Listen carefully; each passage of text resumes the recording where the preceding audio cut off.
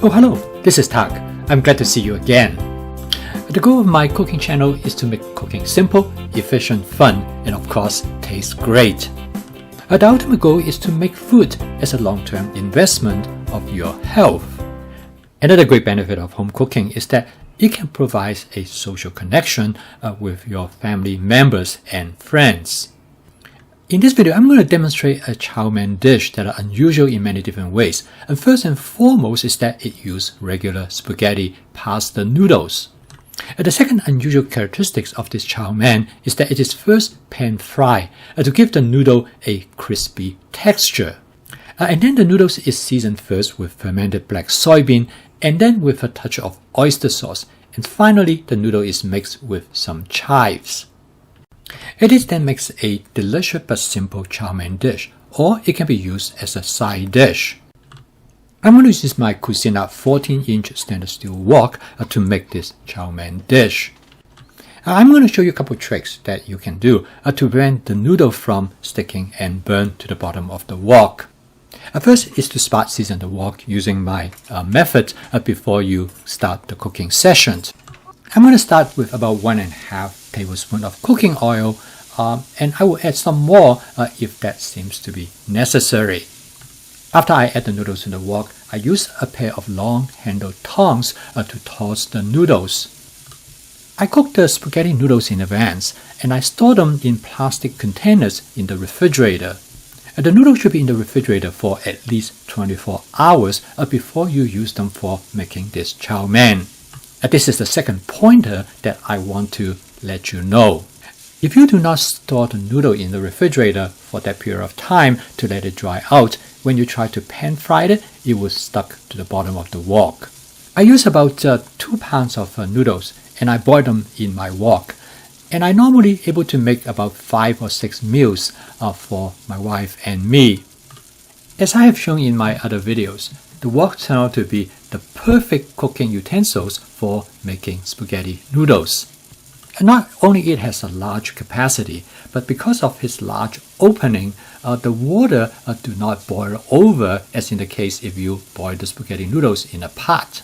In addition, using these spaghetti noodles for chow mein as shown in this video, I also use them for regular spaghetti, and I use them in lo mein and in noodle soup.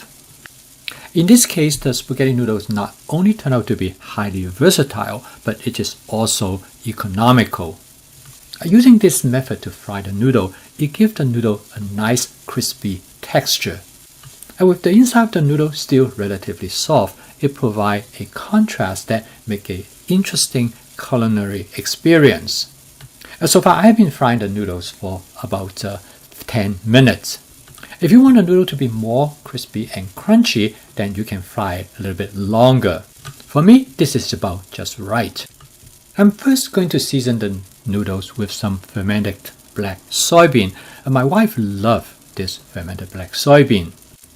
And next, I'm going to season the noodles with a touch of oyster sauce. As you've probably seen in my other videos, I will use any opportunity to use fermented black soybean because I know how much my wife enjoyed them. And next, I'm going to add the chive to the noodles.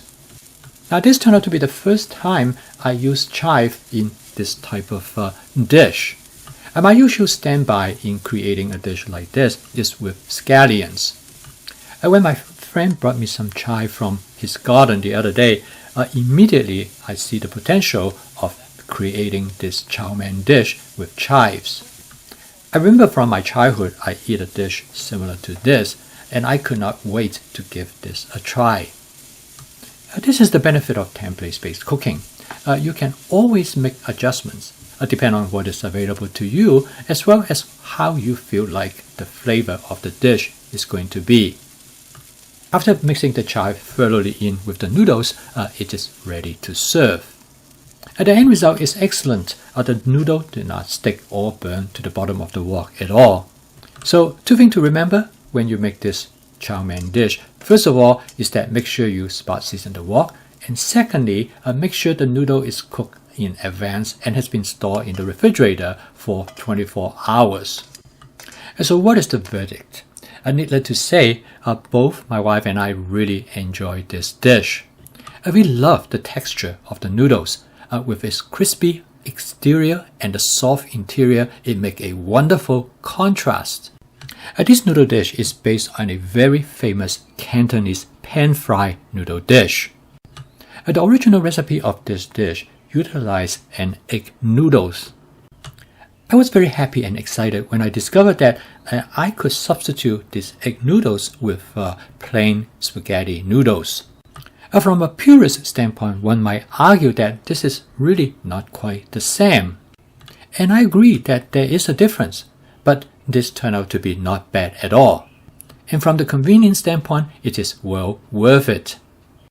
So remember the two things that in order to make these noodles to work. First, make sure you cook the noodle in advance and store them in the refrigerator for at least 24 hours. And the end result, you're going to create yourself an amazing chow mein dish. I post a new video every day, and if you'd like to see more of videos like this, please subscribe to my YouTube channel. Well, thank you for watching. I see you tomorrow.